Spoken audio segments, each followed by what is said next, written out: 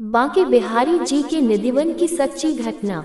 ये बात है करीब 500 साल से भी पहले की, जब श्री बांके बिहारी जी अवतरित हुए थे। जब हरिदास जी निधिवन में बैठकर कृष्ण और राधा रानी को भजन सुनाते थे। और यह जो हमें अपने बिहारी जी के दर्शन मिल रहे हैं, उनकी कृपा मिल रही है, इसका पूरा श्रेय भक्त वत्सल श्री हरिदास जी को ही जाता है, क्योंकि यह इन्हीं के भक्ति भाव व भजन के प्रताप थे, जिनसे रीझकर, जिनके प्रभाव से हमारे श्री बांके बिहारी जी स्वयं प्रकट हुए थे। जब श्री बांके बिहारी जी प्रकट हुए तो हरिदास जी वही निधिवन में ही उनकी सेवा करते थे। और यह बात कुछ ही दिनों में 10 दिशाओं में फैल गई कि श्री हरिदास जी के प्रभाव से, उनके भजन रस से बिहारी जी स्वयं प्रकट हुए हैं। अब तो सब बांके बिहारी के दर्शन को आने लगे। और यह बात लाहौर, जो अभी पाकिस्तान में है, वहाँ के एक सेठ को भी पता चली कि श्री वृंदावन धाम में कुंज बिहारी जी प्रकट हुए हैं। और बस वह भी चल पड़े बांके बिहारी के दर्शन करने को। हमारे बिहारी जी को त्र की सेवा बहुत ही प्रिय है, तो उस सेठ ने बिहारी जी को अर्पित करने के लिए एक खास खसखस का इत्र मंगवाया और उसे एक सुंदर से सोने के पात्र में डालकर निकल पड़ा लाहौर से कुंज बिहारी जी को अर्पित करने के लिए। संतों द्वारा बताया जाता है कि उस इत्र की सुगंध इतनी ज्यादा अच्छी थी कि वह सेठ जिस नगर से निकलता था, वहाँ के लोग अपने घरों में बैठे बैठे उस त्र की सुगंधी की अनुभूति करते थे। लोग आपस में चर्चा करते थे, भाई ये सुगंधी आ कहाँ से रही है। लोगों को पता चला कि लाहौर का एक सेठ है जो श्री वृंदावन धाम बांके बिहारी जी के दर्शन के लिए जा रहा है। उसने ही बांके बिहारी जी को चढ़ाने के लिए जो ईट मंगवाया है, यह उसी की खुशबू है। कई लोग तो उस तरह की सुगंधी को सूख कर उसके संग खोलिए कि चलो मैं भी चलूंगा श्री बांके बिहारी जी के दर्शन के लिए। ऐसे करते करते हजारों भक्त की टोली श्रीधाम वृंदावन पहुंच गई। लेकिन वृंदावन पहुंचते पहुंचते उस सेठ को थोड़ा सा माना गया। सोचने लगा कि मैं ठाकुर जी के लिए सबसे विशेष त्र लेकर आया हूँ, इसे देखकर सारा वृंदावन आश्चर्यचकित हो जाएगा। ऐसा उपहार, ऐसा त्र किसी ने भी बिहारी जी को चढ़ाया नहीं होगा जैसा मैं लेकर आया हूँ। ऐसा सोचते हुए उसने निधिवन राज में प्रवेश किया। बिहारी जी को राजभोग लगाया गया था, इसलिए पट बंद थे। वहाँ उपस्थित रसिकाओं ने कहा, भक्त जी अभी तो ठाकुर जी को भोग लगो है, थोड़ा समय लगेगा दर्शन में, और आप इतना समय क्या ही करोगे। एक काम करो, यमुना किनारे स्वामी हरिदास जी महाराज अपनी मानसी सेवा में बैठे हैं, तुम वहाँ जाके तब तक स्वामी जी को प्रणाम कराओ। शेर जी को तो पता नहीं था कि मानसी सेवा किसे कहते हैं। दरअसल मानसी सेवा एक प्रकार की स्थिति होती है। ऐसा कहा जाता है कि इस वक्त भक्त प्रभु में इस कदर डूबा रहता है कि उसका शरीर तो वहाँ होता है लेकिन उसका ची वहाँ नहीं होता है। तो जैसे ही वह लाहौर का भक्त वहाँ यमुना किनारे पहुँचा, उसने देखा कि भक्त श्री हरिदास जी मानसी सेवा में बैठे हैं, कभी हिल रहे हैं तो कभी मुस्कुरा रहे हैं, तो कभी कुछ अंदर ही अंदर कुंज की लीला चल रही है। उसने स्वामी जी को प्रणाम किया और समीप में वह इत्र की शीशी खोलकर उसको रख दिया, जिससे उसकी सुगंधी से स्वामी जी के नेत्र खुले। और स्वामी जी पूछे कि यह सुगंधी कहाँ से आई, तो मैं बताऊं कि यह त्र मैं लेकर आया हूँ बिहारी जी के लिए। लेकिन कुछ देर बाद स्वामी हरिदास जी मानसी सेवा में ही अपने हाथ ऐसे रेत पर फेरने लगे जैसे कुछ ढूंढ रहे हो, और जैसे ही उनके हाथ वो त्र लगा, स्वामी जी ने वह त्र उठाया और उठाकर यमुना जी में फेंक दिया। पूरे इत्र को स्वर्ण के पात्र के साथ ही यमुना जी में फेंक दिया। वह भक्त देखता रह गया और सोचने लगा, इतना महंगा त्र इतने महंगे पात्र में लेकर के आया और अभी तो ये बिहारी जी को चढ़ा भी नहीं था, महाराज जी ने फेंक दिया। ये कैसी मानसी सेवा है, कैसे महाराज जी है, ये बिना सोचे फेंक दिया। ऐसे सोचते सोचते वह कुछ पूछने के लिए स्वामी जी के पास जाने लगा, तो वहाँ खड़े वैष्णव ने रोक दिया कि अभी स्वामी जी को स्पर्श नहीं करना, स्वामी जी मानसी में है। लेकिन उसको तो पता ही नहीं था कि मानसी होती क्या है, और वह मन ही मन दुखी हो रहा था कि इतना महंगा इत्र था, बिहारी जी को चढ़ा भी नहीं, सब बेकार हो गया। इतना पैसा तो अपने घर में लगा देता। मन ही मन विचार किया, अभी चला जाऊंगा वापस और अब कभी नहीं आऊंगा वृंदावन। भक्त सोच ही रहा था कि श्री हरिदास जी अपनी